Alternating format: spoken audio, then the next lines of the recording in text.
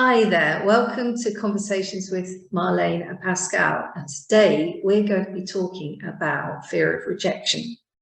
So before we get started, let's introduce ourselves for anybody who hasn't seen us before. So I'm Marléne Rose Shaw. I'm a therapist and a coach, self-help author, and I focus a lot on helping people with confidence and with relationships. I help individual clients and couples. Pascale, over to you. Hi, I am Pascale. I am a therapeutic confidence and success coach, and I help women in business to be more confident and successful. So fear of rejection, big thing. Such a juicy topic. It's such a juicy topic. I love it. I love it. I love it because I think it shows up in so many areas of life. Like, it's not just, I was talking to somebody about it in a business sense, but actually there are so many strands which root back to relationships, family. You know, it's all encompassing, I think.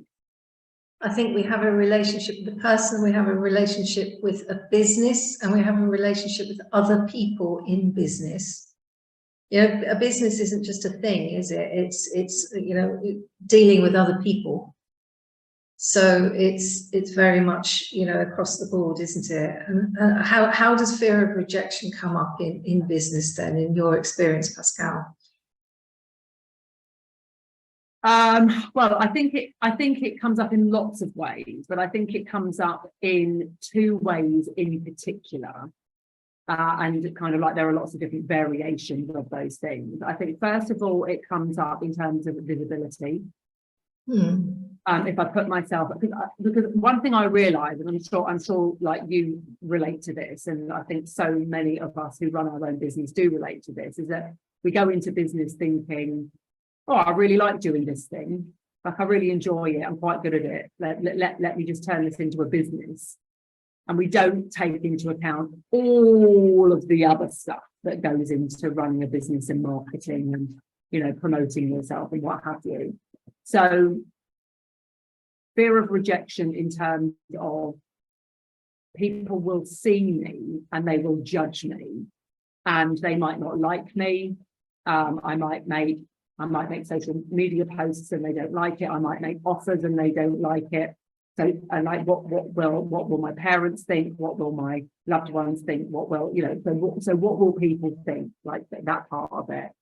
And then the other part of it, which is also very real for so many people. And, you know, I talk about confidence and I talk about self-worth all the time, and I think this really feeds into that, is in terms of imposter syndrome.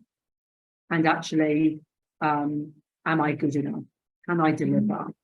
Will people be happy with the service that I provide? And maybe I shouldn't be doing this. Maybe I should just be, you know, what makes me so special? Which I suppose ties in with the what will people think of me as well, doesn't it? If I don't get it right. Yeah, yeah. We kind of feel like we have to get everything right all the time.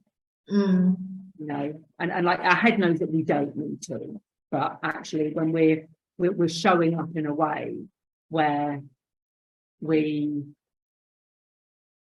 are making ourselves vulnerable. I mean, that is fear of rejection, essentially, isn't it? It's about vulnerability. So that's why it cuts across all aspects, is because actually, in order to do anything well, you need to have a level of vulnerability and being okay with it not working out the way that you planned it to. And being okay and recognizing that every failure isn't a failure, it's just a lesson, and it's a tweaking things, learning something to alter it to get it better the next time round. Yeah, absolutely. Absolutely. But I think that takes resilience and confidence and confidence.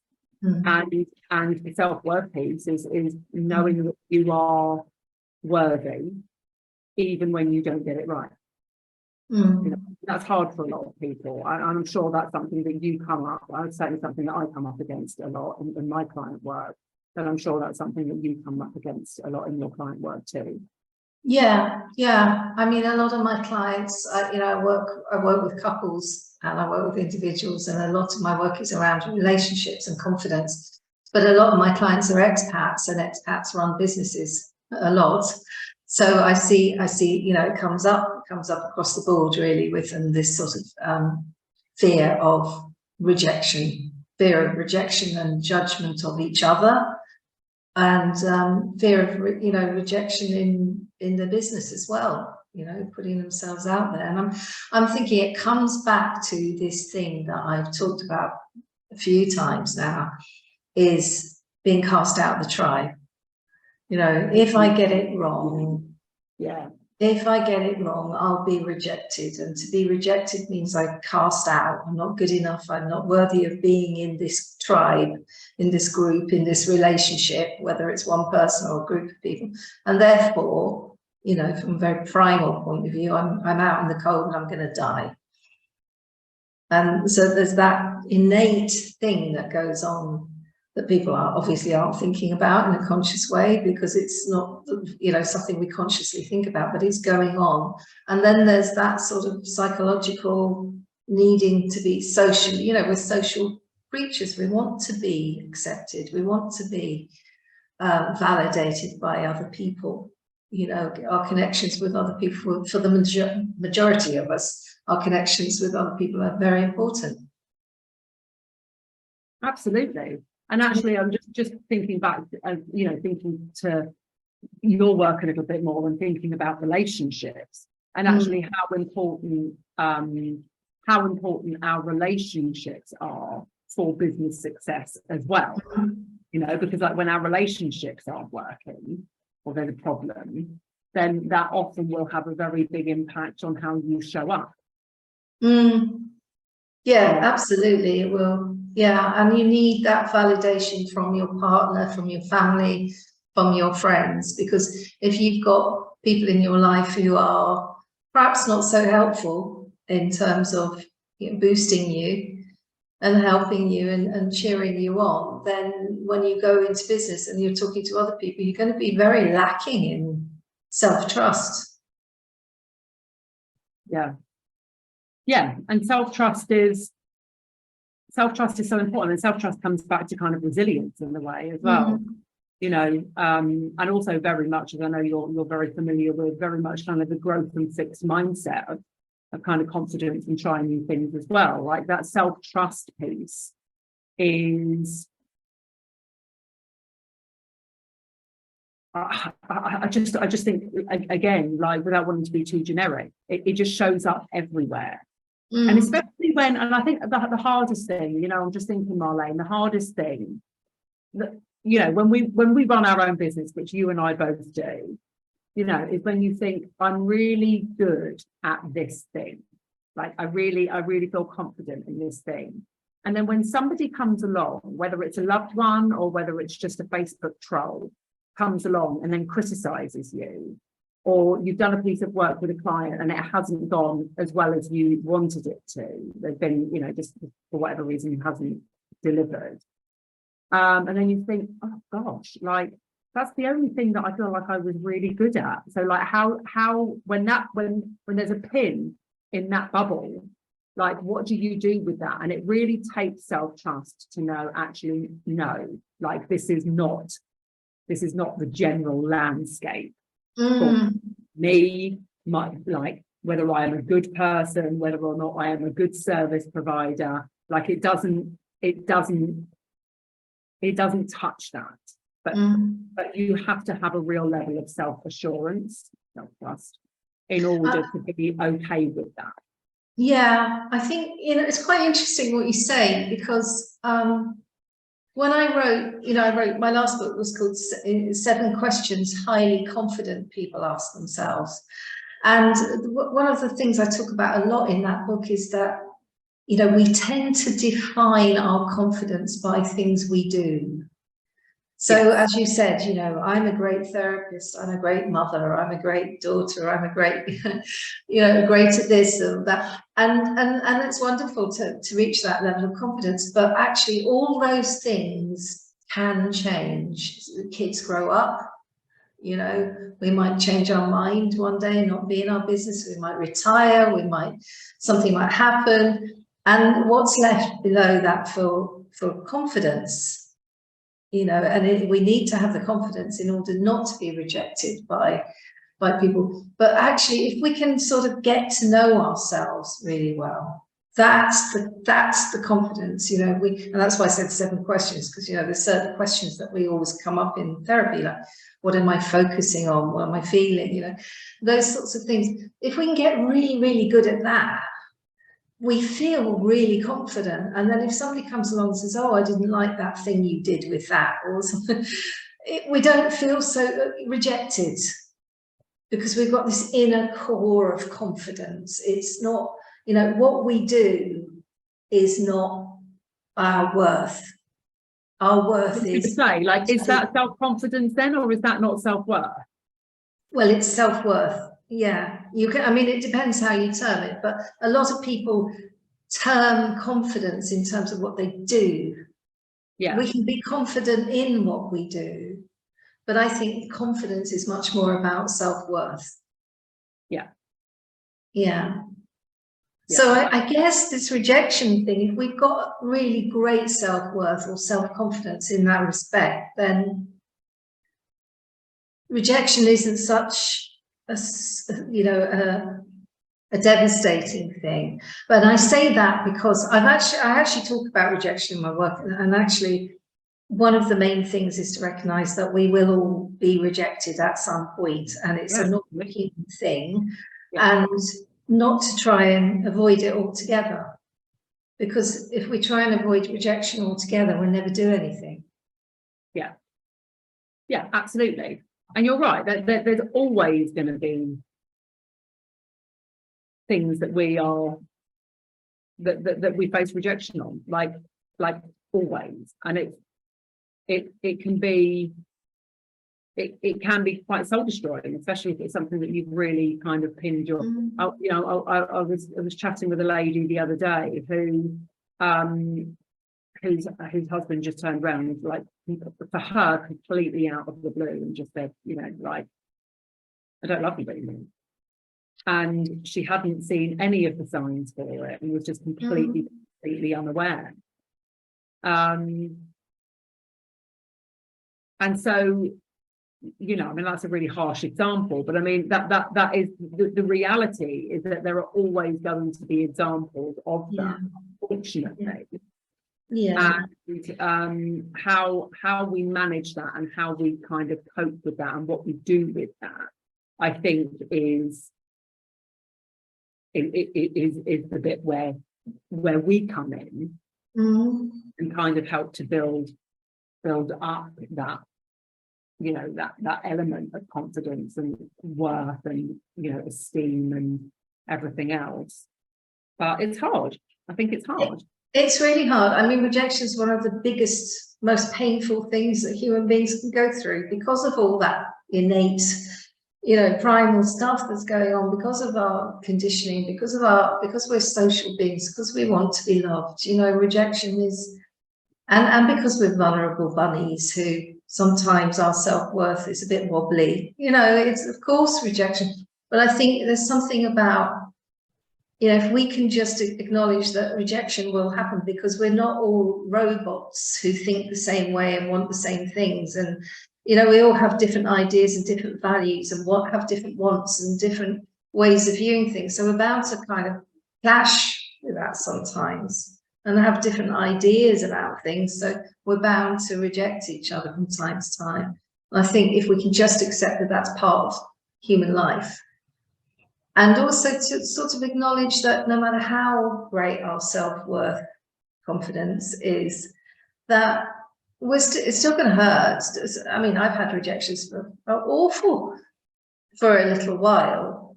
And then I've noticed, you know, I've felt it and I've acknowledged it and I've processed it and I've thought about it. And I've thought, is this really the big deal that I'm making it?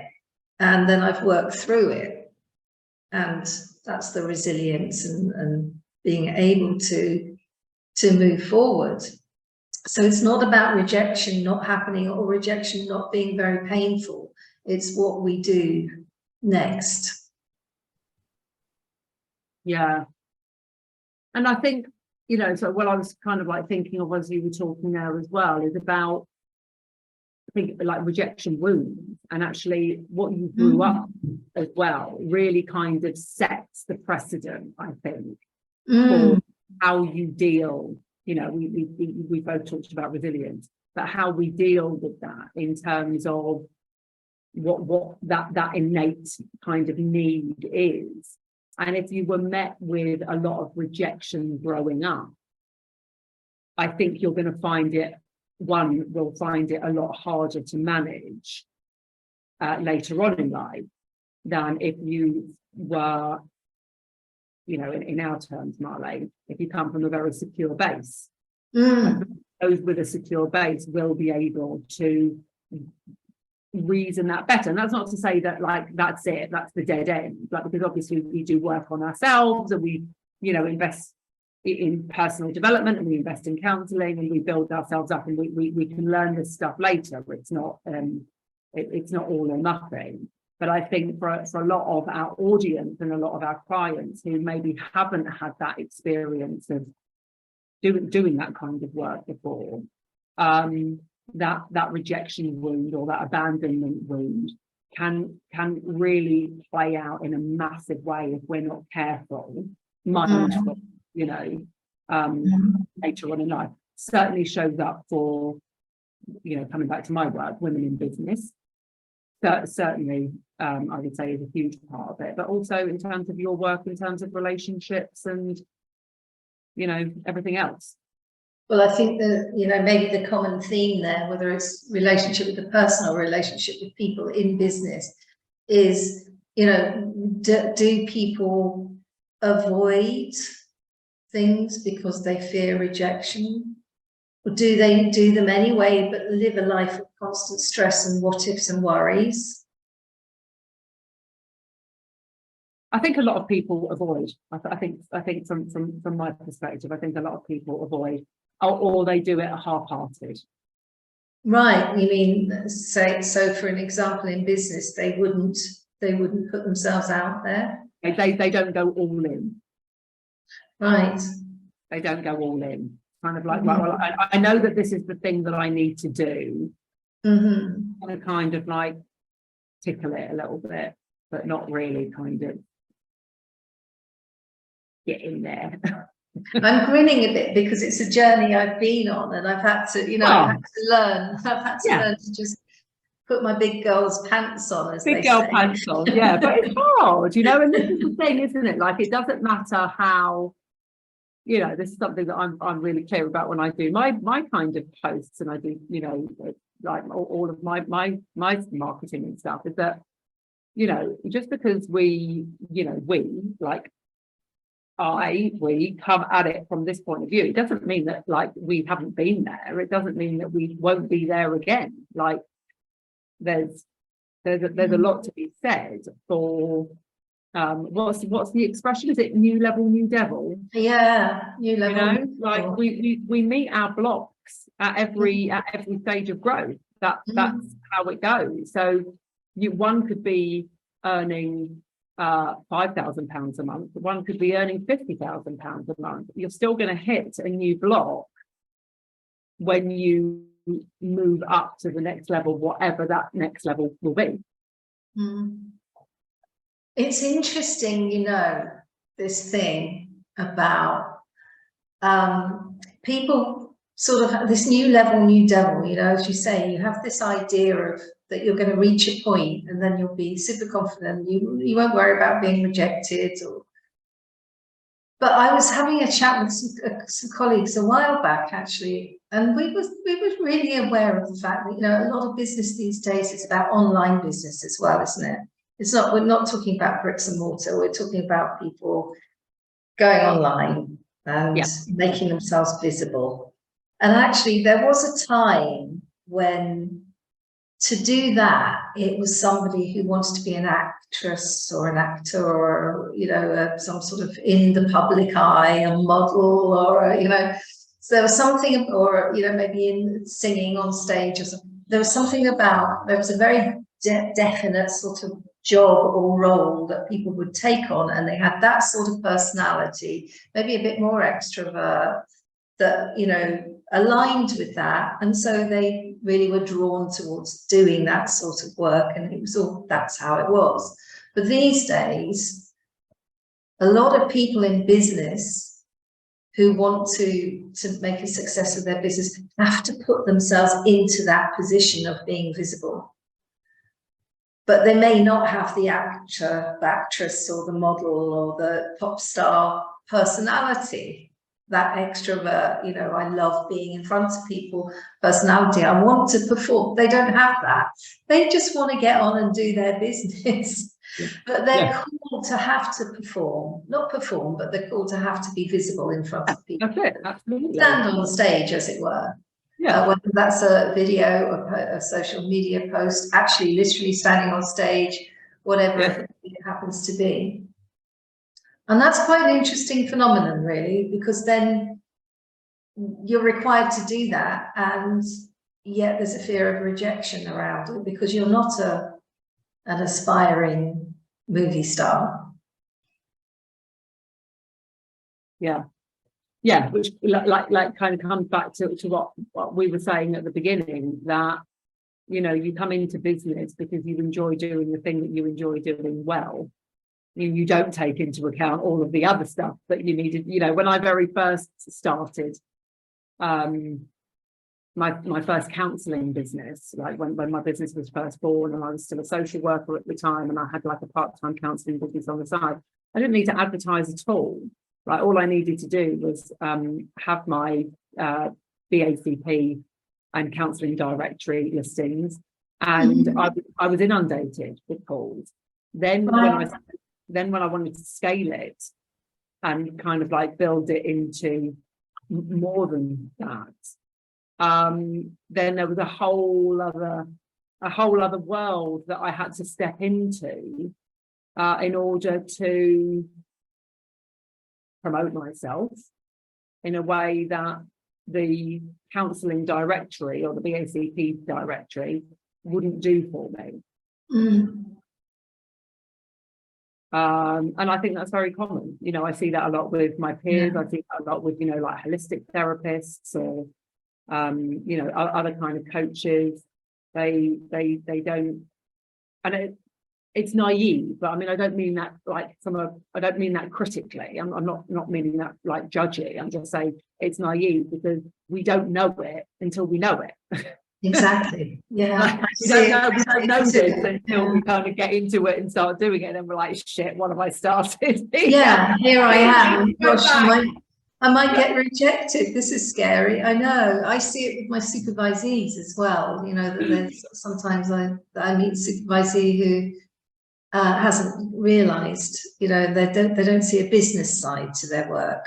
They think that they just have this practice and that'll be it, and they don't realise that they have to sort of put themselves out there and build a business, and actually, you know, there's this rejection. So I guess what we're saying is that rejection is inevitable.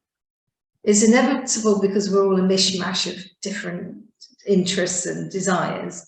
It's inevitable because particularly in business, because if you're going to be in business, you know, in this century, you have to put yourself out there, but you probably don't have that big extrovert personality. You might do, but you probably are just, you know, a person who just wants to maybe do good in the world. Maybe it's that sort of business, or you know, some creative business, or an e-commerce business or something.